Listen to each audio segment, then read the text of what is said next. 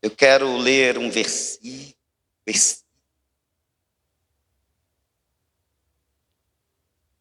no livro de Tiago, capítulo de número 5.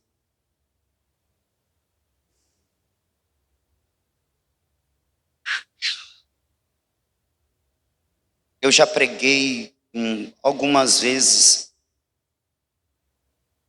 em cima dessa passagem de Tiago 5, não, da passagem para onde Tiago 5 vai nos remeter, nos enviar. Mas eu quero refletir nessa passagem novamente, porque Deus tem, nesses dias, falado algo, e eu tenho entendido que esta é a ministração do Senhor para esses dias, da Igreja Manancial e aqueles que nos ouvem e nos ouvirão depois. Portanto, quem me ouviu, continue atento, porque sempre tem algo a mais quando Deus nos faz voltar a um texto. Amém? Então você achou aí Tiago, capítulo de número 5? Tiago, capítulo 5, versículo de número 17. Tiago 5, 17.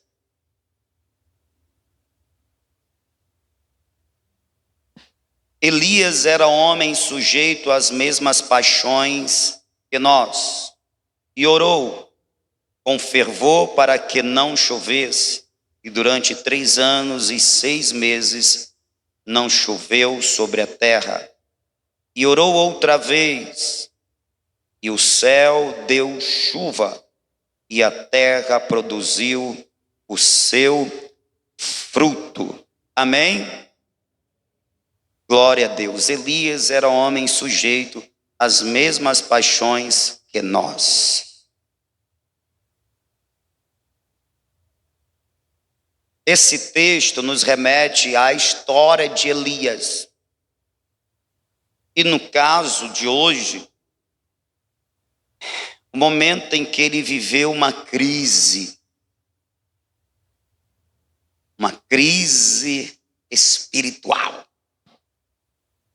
Agora prestemos atenção no texto. Elias era homem sujeito às mesmas paixões que nós. A ideia aqui era que Elias era um ser humano como qualquer um de nós, com as suas virtudes, as suas vicissitudes, os seus conflitos, os seus acertos e desacertos, a sua força, a sua fraqueza, as suas paixões, os seus desejos, as suas aflições. E o que nós conhecemos de Elias é que ele foi poderosamente usado por Deus. São poucos os capítulos nas Escrituras que falam de Elias, mas falam de feitos extraordinários que ele realizou. Elias deixou uma marca na história do povo de Deus, portanto também da igreja, que ela é tão impressionante que hoje, em pleno 2025, nós vamos falar sobre este homem. Ele passou, dado ao que ele viveu, a forma como ele foi usado por Deus, ele passou a ser um referencial, um modelo, um exemplo de homem de fé, um homem de coragem, um homem rendido ao Senhor. Portanto, um exemplo para quem quer ser uma pessoa dedicada, uma pessoa devotada, uma pessoa usada por Deus, pode encontrar em Elias um exemplo a ser seguido. Não é à toa que Quanto a João Batista, o último dos profetas do Antigo Testamento, da Antiga Aliança, havia uma profecia que ele viria no poder, na unção, ele viria na ousadia do espírito de Elias. Então Elias é este homem que ficou conhecido como um homem, um profeta de Deus poderosamente usado. Só para efeito da nossa compreensão do que isso significa, conta um exemplo de coragem. Elias se apresentou no tempo em que os reis, ou no tempo em que Israel, comandado por Jezabel e Acabe, não Acabe e Jezabel, perseguia os homens de Deus, os profetas de Deus, e assassinavam os profetas de Deus. Elias se apresenta a Acabe. Ora, no tempo em que os profetas eram perseguidos e assassinados, ele vai até os assassinos. Você compreende isso? Ele se apresenta a Acabe, profetiza aquilo que Acabe não queria ouvir, anuncia uma punição divina: nem chuva nem orvalho, segundo a minha palavra. E é lógico, depois ele tem que sair voado dali, mas ele vai lá, ele encara os assassinos dos profetas, sendo ele um profeta. Isso é um exemplo de coragem, de obediência, porque Deus o enviara. Então, exemplo de fé. Nós, alguns anos atrás, cantamos uma canção que dizia: eu vejo uma pequena nuvem do tamanho da mão de um homem, mas este é o sinal que a tua chuva vai descer. Você lembra desse louvor? Os mais antigos. Eu vejo uma pequena nuvem do tamanho da mão de um homem, mas este é o sinal que a tua chuva vai descer. Vai chover, vai chover, abre as comportas dos céus. Você lembra desse louvor? Os mais antigos devem lembrar. Está baseado num evento que Elias é o protagonista. Que depois de 3 anos e meio ele apresenta-se de novo a Acabe. E depois de vencer os profetas dos falsos deuses, ele diz a Acabe ele ordena a Acabe que vá embora, corra, vá depressa, porque a chuva vai vir. Ele diz para Acabe: se você não quiser se molhar, corre depressa, porque eu ouço o som de um forte vento, de um forte temporal que se aproxima. Como assim? Faz 3 anos e meio que não chove. Ele está dizendo que houve barulho de um temporal que se aproxima. Temporal é chuva, e chuva abundante e forte. E Acabe, que conhecia Elias, sobe na sua carroça e se manda para Jezreel. E Elias vai ao monte, sobe ao monte para orar. Ele vai pedir o quê? Elias era um homem sujeito às mesmas paixões, e orou, e disse que não ia chover, e não choveu durante 3 anos e meio. E orou outra vez, e o céu deu chuva. Ele orou, ele se colocou para orar para que a chuva voltasse a Israel. Ele orou a primeira vez e disse ao seu moço: vai, olha ao horizonte, vê se você vê alguma nuvem. E o moço foi, olhou, voltou e disse: meu senhor, eu não vejo uma nuvem. Ele disse: vai de novo, porque eu vou orar outra vez. E ele foi 2ª vez e voltou: meu senhor, nenhuma nuvem. E ele disse: vai outra vez. E ele fez isso por 7 vezes. 7 vezes ele mandou o moço ir lá. E quando o moço ia, ele orava: Senhor, eu não sei como era a oração, mas eu acredito que era mais ou menos assim: Senhor, o Senhor me mandou dizer que não ia chover. E eu profetizei, não choveu. E agora o Senhor mandou dizer que ia voltar a chover. E eu disse que ia chover. Agora, Senhor, manda chuva. Aleluia! Quando volta o moço pela 7ª vez, ele diz: meu Senhor, eu avistei uma nuvem, mas ela era tão pequena, que chegava a ser do tamanho de uma mão de um homem. Ele disse: vamos descer, que a chuva vai vir. Aleluia! Então, um exemplo de fé, de coragem. Oh, aleluia. Irmão, dependência de Deus, de rendição.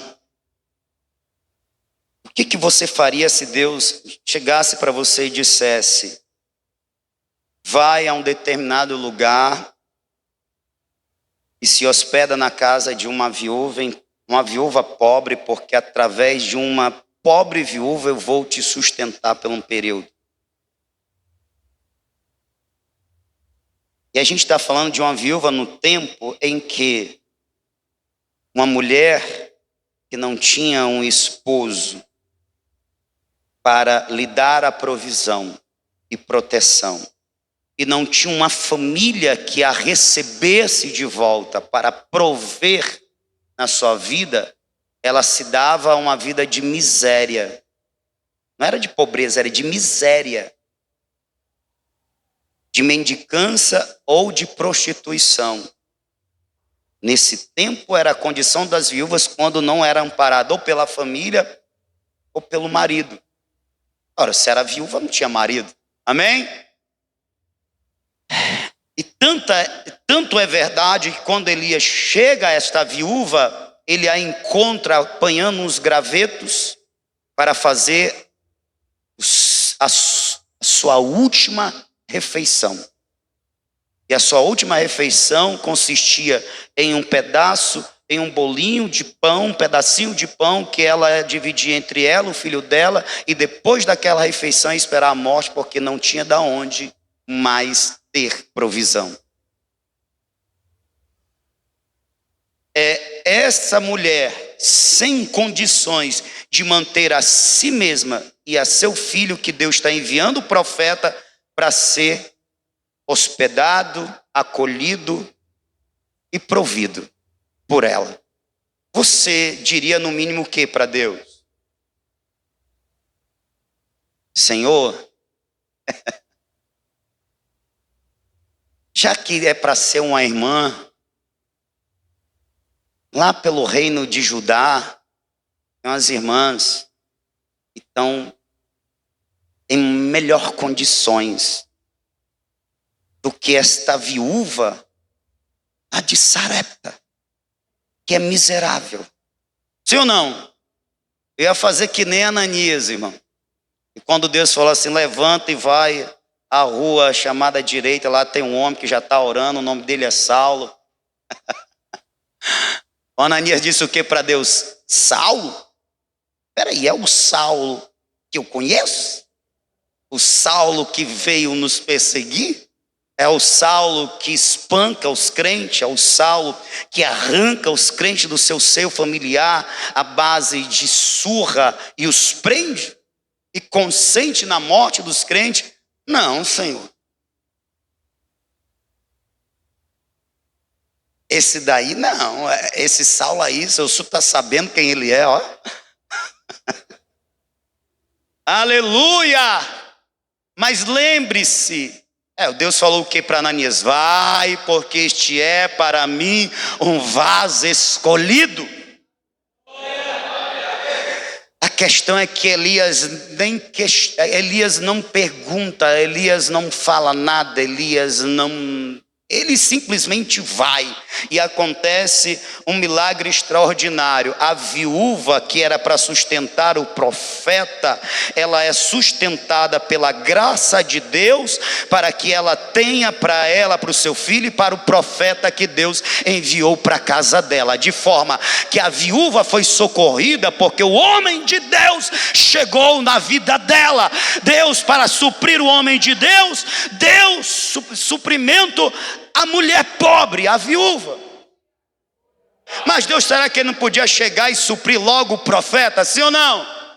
Ele podia chegar e dizer: profeta, vai a um determinado lugar, aqui eu estava te sustentando à base de carne enviada pelos corvos, e o rio está aí, o ribeiro está aí, tu bebia água, carne, água, carne, água, vai para outro canto que eu vou te sustentar de uma forma semelhante. Mas não, Deus, ele tem as suas formas de trabalhar.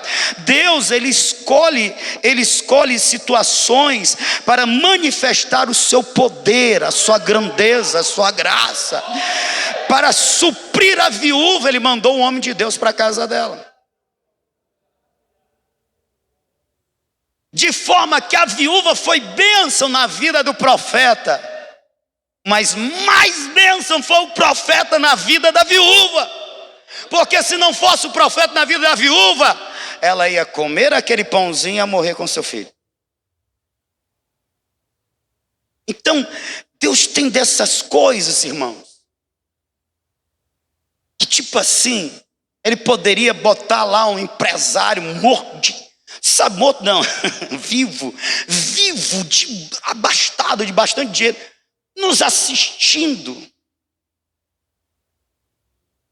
Assim, rapaz, esse pastorzinho aí está dizendo que a igreja dele está em reforma.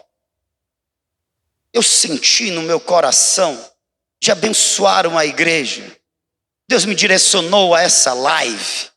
Então Deus quer que eu abençoe essa igreja. Deus podia fazer isso? Ele pode, ele faz isso. Mas Deus tem outros meios também, do tipo abençoar as viúvas, abençoar as nossas vidas, para que a gente tenha como abençoar a obra dele. A obra dele, o homem de Deus que ele tem colocado para estar à frente desta obra. É assim.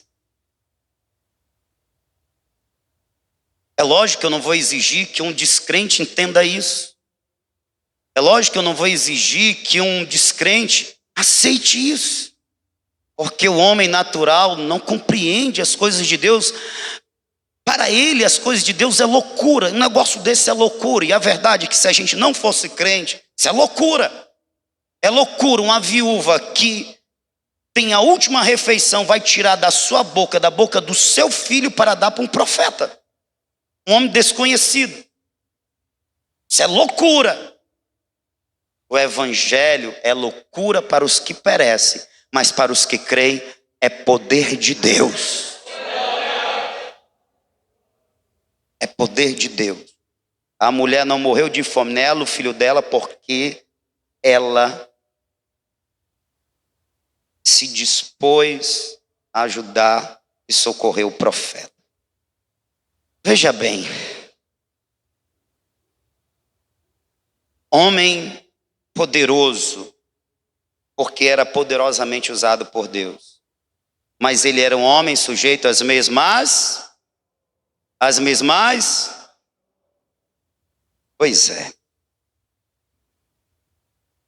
E aí o Elias, ele entra num período da sua vida, entra num conflito, num período angustiante de sua vida, e ele anseia pela morte.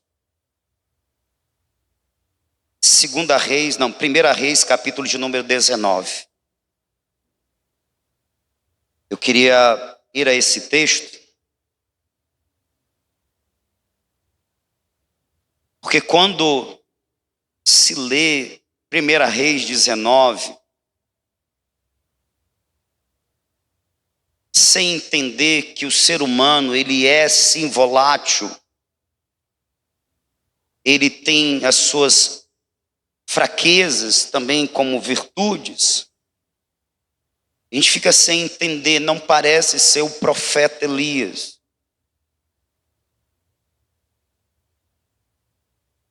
Versículo de número 3 diz: Elias teve medo e correu para salvar a sua vida. Quando chegou a Betseba, que pertence a Judá, deixou ali o seu moço. Elias teve medo porque uma ameaça de Jezabel foi feita, que me faça os deuses o mesmo, ou até mais, se ainda neste dia não se fizer a Elias o que ele fez aos meus profetas. O que Elias fez aos profetas? Venceu os profetas, mas mais do que isso, mandou matar e exterminar todos os profetas de Baal. Portanto, que Jezabel, que havia assassinado outros profetas, estava dizendo eu vou dar cabo da vida de Elias hoje. Acorda, crente. Hoje Elias vai deixar de estar entre os vivos. E estava falando a mulher que já havia assassinado outros profetas.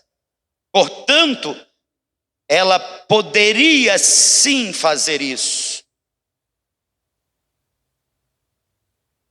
Visto que outros profetas haviam morrido, significa dizer que Deus havia permitido então? Logo, havia a possibilidade de Deus permitir que Elias fosse assassinado.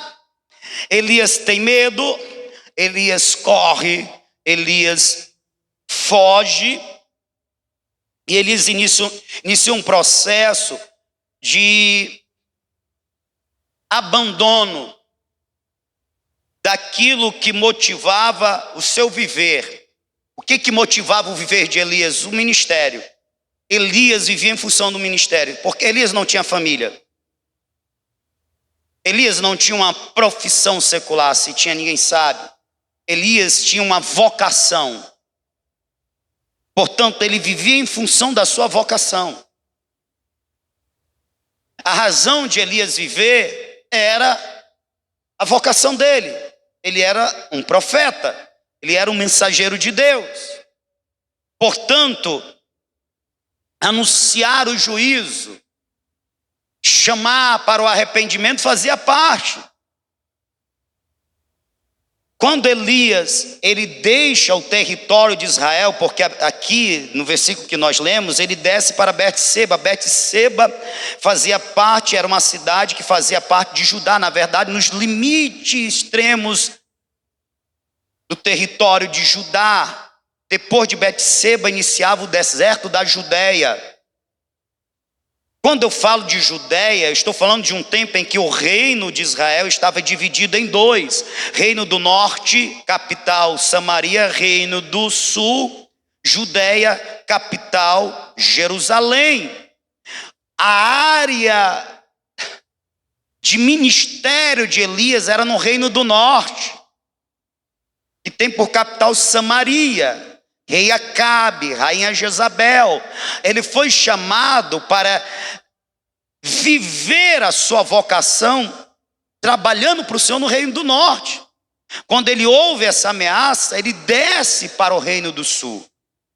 Isso está falando algo de Elias, está falando o quê? Eu estou saindo do lugar para onde fui enviado para ministrar, para servir, para adorar o Senhor com meu serviço. Logo, ele está, ao descer para a Judéia, ele está dizendo: eu estou desistindo do ministério. Eu estou desistindo da minha vocação. Sem palavra, com atitude, ele já está declarando algo. E uma pessoa inteligente, ele percebe nas atitudes do outro o interesse ou desinteresse. E aí eu queria chamar a atenção de vocês para essa verdade. As atitudes gritam mais alto do que palavras. Elias está calado, mas o que ele está fazendo está falando muito acerca do que ele está sentindo, pensando e querendo. Estão me ouvindo? Sim ou não? Nós somos uma igreja, portanto, é uma reunião de pessoas que convivem. Nós somos uma fraternidade porque nós somos irmãos em Cristo Jesus. E nós devemos atentar para esses detalhes. O que as pessoas fazem, ou o que os nossos irmãos estão fazendo, falam muito do que elas estão sentindo, do que elas estão pensando, do que elas estão querendo. A gente não deve esperar que alguém fale algo para que a gente note uma carência, um pedido de socorro. Tu lembra lá da frase do pastor Timóteo? Parece coisa de doido, né? É coisa de crente. O grito no silêncio. Você está em silêncio, mas a tua alma está gritando. Pois é, porque as atitudes, elas gritam. Elias está em silêncio, ele não comunica ao moço, portanto, aquele candidato a sucessor de Elias, que ele está desistindo. Mas quando ele chega em Betseba, ele dispensa o seu moço. Ele diz: olha, fica aqui, eu vou seguir mais adiante. Ou seja, eu continuo na minha jornada rumo à desistência. Lembrando, diferente de muitos, Elias não tinha o que nós chamamos de uma vida secular. Ele tinha uma vida vocacional. Desistir da sua vocação é desistir da vida. Portanto, não é de se estranhar que quando Elias se encontra no deserto e ele é visitado pelo anjo de Deus, a oração dele é: eu não sou melhor do que meus pais. Tira a minha vida. Não é de se estranhar, porque ele está desistindo da sua vocação, ele está desistindo da sua maneira de viver. Naturalmente, era uma questão de tempo ele declarar que eu não quero mais viver. Agora preste atenção, Elias, ele tem... Irmãos, dependendo da situação, dependendo da pressão, dependendo da intensidade do sofrimento, desejar morrer é natural. Dependendo é natural. O que não é natural é desejar tirar a vida. Como assim, pastor? Uma coisa é, eu estou sentindo tantas dores, seja no físico ou na alma, na psique, que melhor seria que o Senhor me levasse para o seio dele, porque nele eu vou encontrar descanso desse sofrimento, que é o caso de Elias. Elias, ele pede a morte, mas veja, ele está num sofrimento profundo, na qual ele deseja partir e estar com o Senhor.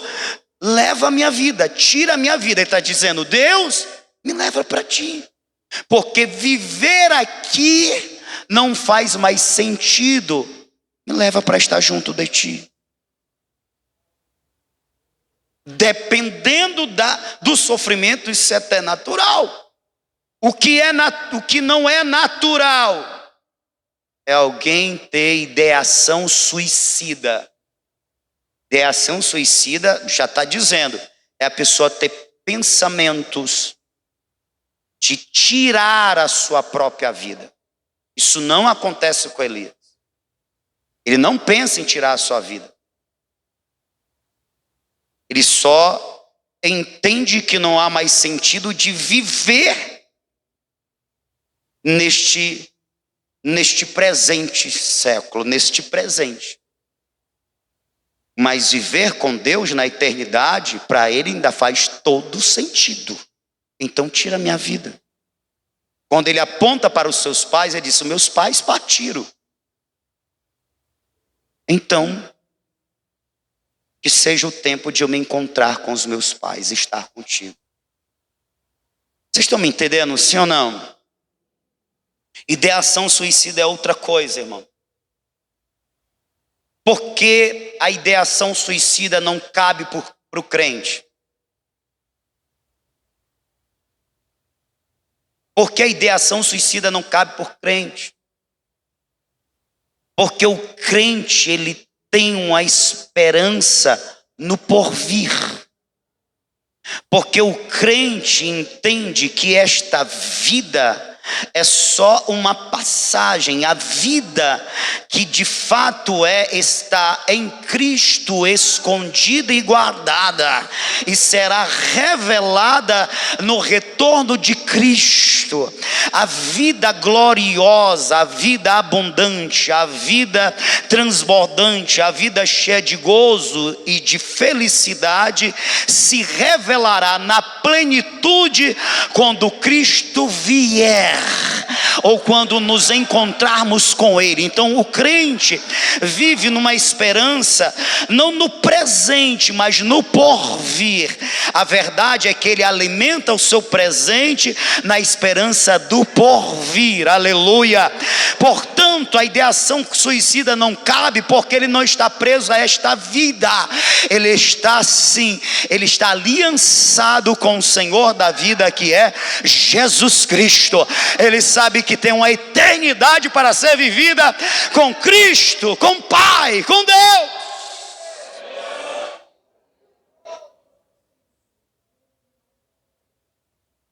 E ele entende que tirar a sua própria vida não lhe é um direito.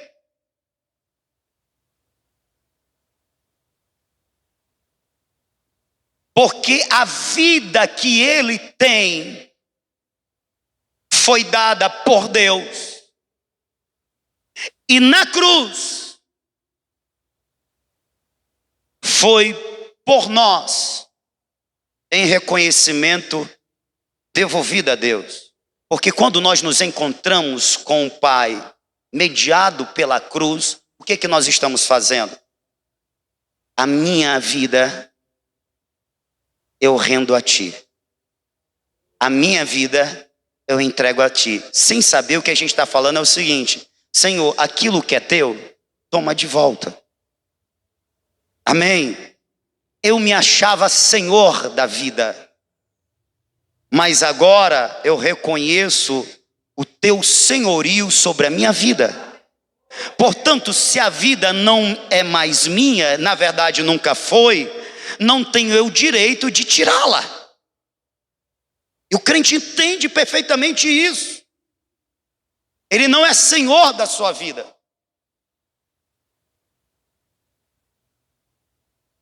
Amém? A minha vida tem um Senhor, a minha vida tem um dono. O nome dele é Jesus Cristo. Sabe quando a minha vida vai ser tirada? Quando ele me chamar. E quem vai tirar a minha vida, na verdade não vai tirar, vai tomar de volta a vida, será ele. Por meio de quê e de quem, não quero saber. Eu só sei que vai ser ele me tomando para mais perto deles. Então não cabe a mim. Não é um direito meu. Não é um direito meu. Portanto, é um pecado gravíssimo quando alguém tenta contra seu viver, contra a sua vida. Porque, a priori, o autor da vida é Ele. Eu só tenho vida porque Ele deu. Na cruz, eu só devolvo o senhorio a Ele. Amém, meus irmãos? Amém? Vocês estão entendendo isso? Então, dependendo da aflição, sim. Ah, Senhor, vem logo. Crente que tem medo de morrer, vem logo, Senhor. Mas dependendo da luta, Senhor, toma minha vida e leva para junto de ti. Já basta. Meu tempo aqui já terminou.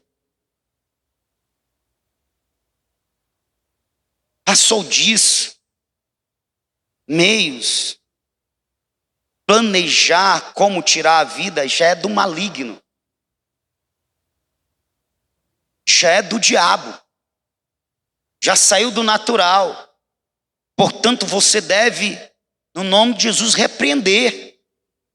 Se pensamentos como esse vier nos momentos de aflição e de angústia, que o viver proporciona para todo ser humano, você como crente deve elevar a sua voz e dizer: Satanás, eu te repreendo no nome de Jesus.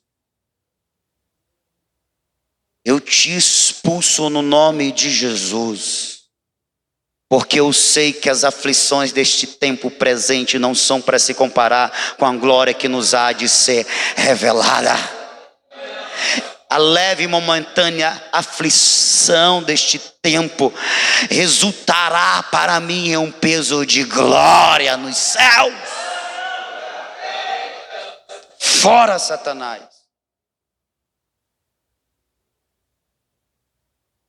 Escute.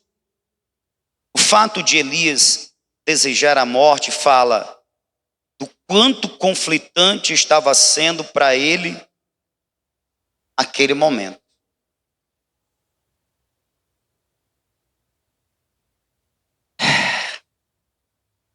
E aí, como Deus tinha planos na vida de Elias, Deus vai curar Elias. Amém? Eu queria que vocês aprendessem isso. Eu vejo pelo menos 2 ações divinas que são usadas para que Elias seja sarado. 2. Certo? Amém? Elias, ele estava tão mergulhado naqueles pensamentos, naqueles sentimentos, naquela tristeza, naquela decepção, que Elias, ele esquece de tudo que viveu no passado, tanto de bom como do bem, como das coisas também difíceis. Na verdade, quando a gente está vivendo momentos angustiantes, conflitantes, quando a gente lembra do passado, a gente lembra só das coisas ruins. Elas são enfatizadas, elas são amplificadas. E assim, as coisas boas, elas são obscurecidas, são sufocadas. É o que aconteceu com Elias. Quando ele lembra do passado, ele não lembra do que viveu. Do quão poderoso foi Deus agindo na vida dele. De como Deus fez coisas grandiosas nele e através dele. Esquece disso. E ele fixa os seus pensamentos naquilo que lhe entristece, naquilo que lhe decepciona. É assim que acontece quando alguém está vivendo um momento difícil. Os seus pensamentos, eles ficam fixados naquilo que lhe está causando a dor e a tristeza. Você está me ouvindo? Eu estou te ajudando a sair, como diz aí no mundo, da fossa. Eu estou te dizendo o que acontece para você. Quando passar, você identificar: opa, eu estou vivendo aquilo que o pastor disse. Algo que iniciou, que foi o gatilho foi a ameaça de Jezabel. Mas ele foi só o gatilho. O que angustiou Elias, o que perturbou Elias, o que deprimiu Elias, foi outra coisa. Então preste atenção nesse outro ensino. Boa parte das vezes não é pelo gatilho. Elias ficou deprimido porque foi ameaçado de morte. Não, ali foi só o gatilho. Ali foi a ponta do iceberg. Era sobre outra coisa. Tinha outra coisa por trás. Fulano de tal ficou abatido por uma palavra que ouviu. Não, ali foi só o gatilho. É sobre outra coisa, muito mais abrangente, que estava por trás. E estava se acumulando na alma. E às vezes o que acontece é isso. As pessoas vão acumulando. Aí às vezes uma palavra, não tratar como queria ser tratado, é usado como o gatilho, como o estopim, a fagulha para o incêndio. Mas não é sobre isso. É sobre algo que está sendo acumulado, guardado, que não está sendo tratado, que não está sendo conversado, que não está sendo confrontado, só sendo guardado. Eu vou me esquecer. Vai ser resolvido com o tempo. Não vai. Tem coisas que não são resolvidas com o tempo. Tem coisas que não são esquecidas. Elas estão sendo acumuladas. E quando a pessoa percebe, ela já está sobrecarregada. Só que Jesus não te chamou para andar sobrecarregado. Jesus tirou todo o fardo na cruz. O fardo pesado ele tirou, a sobrecarga ele tirou e colocou um fardo leve. Você é para caminhar com um fardo leve, não com a sobrecarga. Está me entendendo? Então, fique atento. Deus vai iniciar um processo de cura com Elias. E nesse processo de cura, Deus vai usar algo que é tão simples, irmão, mas tão poderoso. Sabe o que é? Preste atenção. Versículo de número 9. Ali entrou numa caverna onde passou a noite. Ele veio e lhe veio a palavra do Senhor dizendo: que fazes aqui, Elias?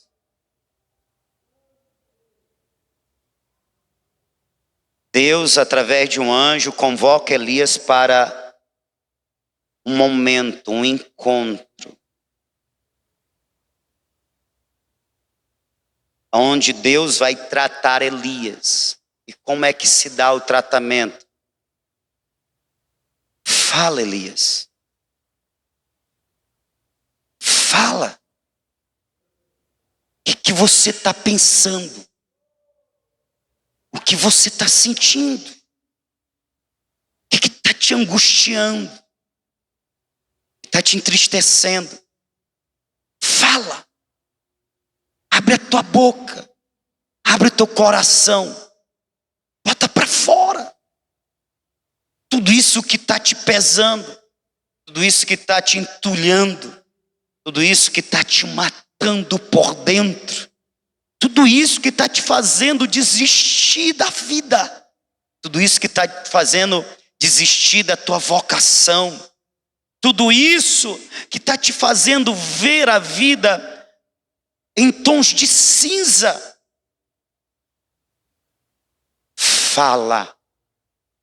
Fala, Elias. O que tu fazes aqui? A pergunta que tu fazes aqui é um convite a Elias para falar. Falar. Salmo 132, versículo de número 3, a primeira parte, o salmista disse: enquanto eu me calei, os meus ossos envelheceram dentro de mim. O processo de ficar em silêncio, ele é um processo que enferma.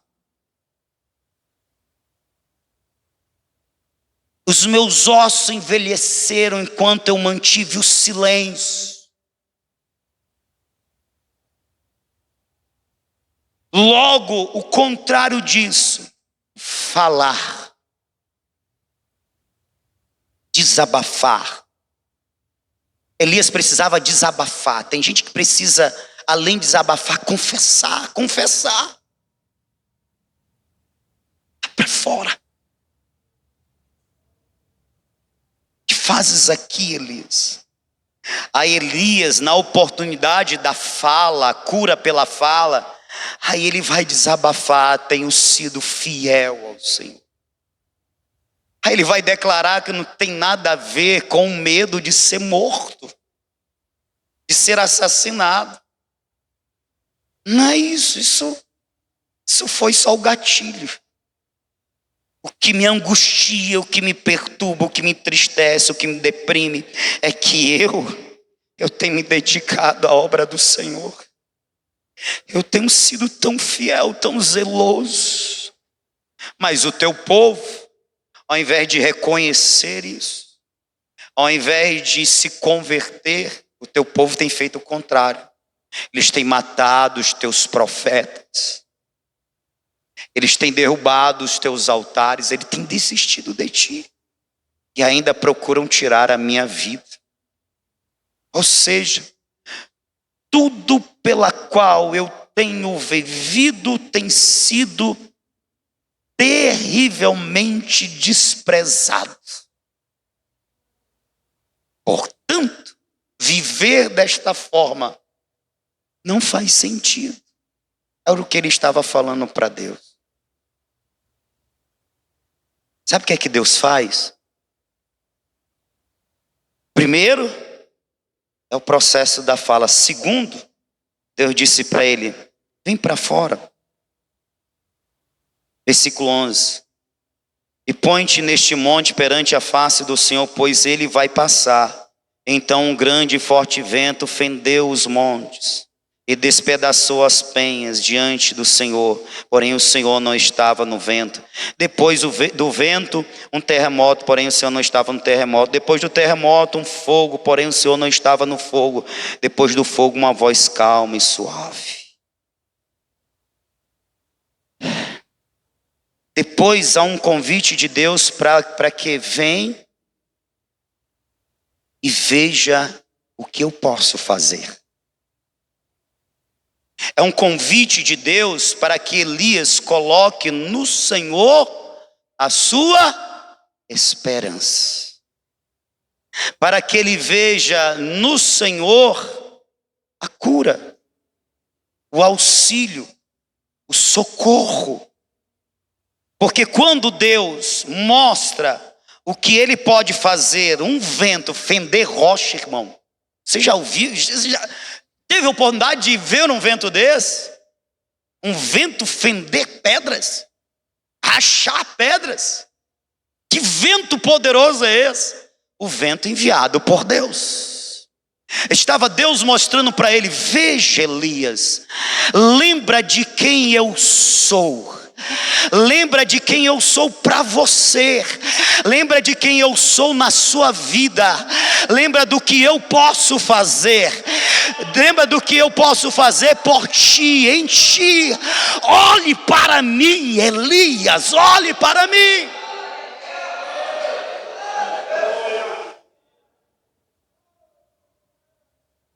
Porque quando a gente está triste, a gente está abatido, e vem os pensamentos de desistir, a gente olha para onde? A gente olha para a direção contrária. A gente não olha para Deus. Quando a gente está pensando em desistir, a gente está olhando para outro lugar, sim ou não? Ele está olhando para outra direção, sim ou não? Aí Deus disse para Elias: sai de dentro desta caverna e se põe perante a minha face. E aí Deus manifesta a sua glória, o seu poder. Era Deus dizendo: lembra de quem eu sou na tua vida, portanto lembra do que eu posso fazer a ti, olha para mim. Aleluia. Aleluia. Eu não sei se tem alguém nos ouvindo que esteja passando por um momento conflitante da vida, aqui, ou nos ouvirá depois, mas uma mensagem de Deus eu lanço. Olhe para o Senhor.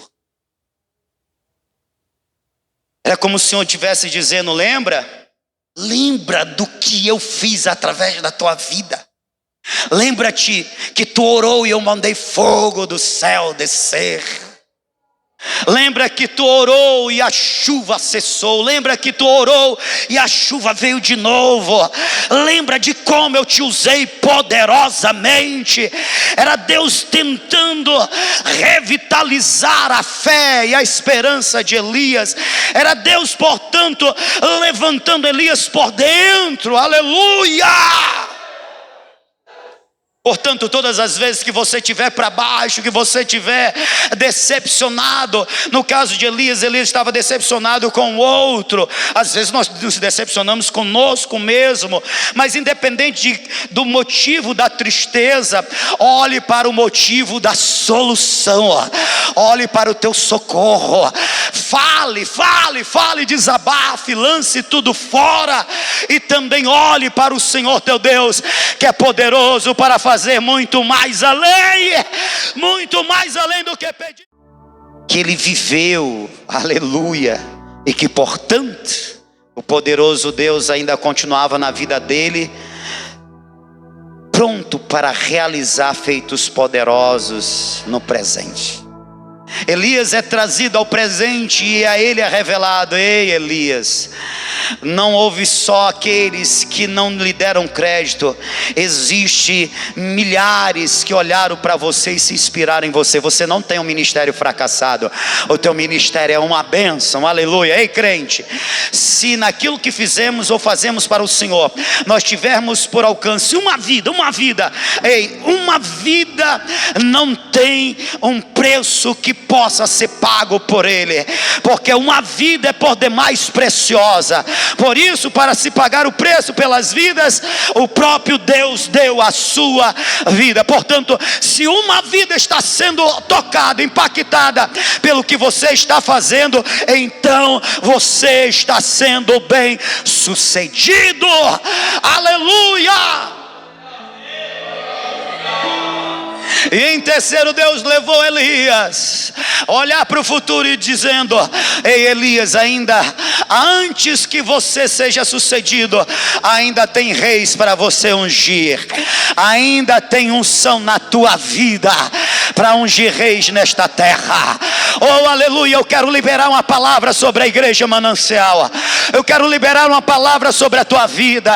Por mais que você esteja passando ou venha passar por situações conflituosas que venham tentar lhe abater, ei, existe um futuro poderoso, glorioso, aleluia, para ti, pois em Cristo nós somos mais do que vencedores.